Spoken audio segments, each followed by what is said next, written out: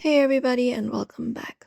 If you want to enable or disable the USB debugging mode on our Samsung device, in this video we are going to guide you through the process for that. So let's just dive right in and get started. Open up your settings app on your device first and scroll down and find the option for developer options.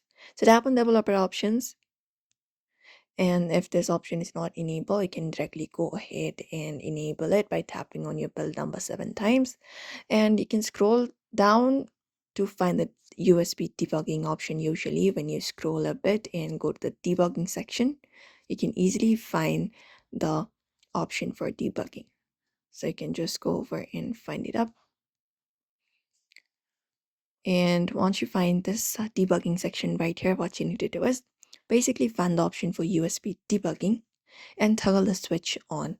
So like this, you can turn it on and you need to confirm it up. Click on OK.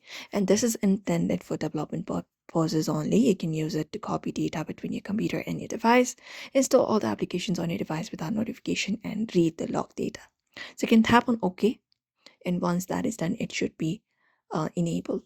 Similarly, if you want to disable it, you just need to go over and again go to the same developer options once you open up your settings and basically scroll down to the debugging section. You can directly look out for the USB debugging under debugging mode and turn this option off by tapping on this toggle option.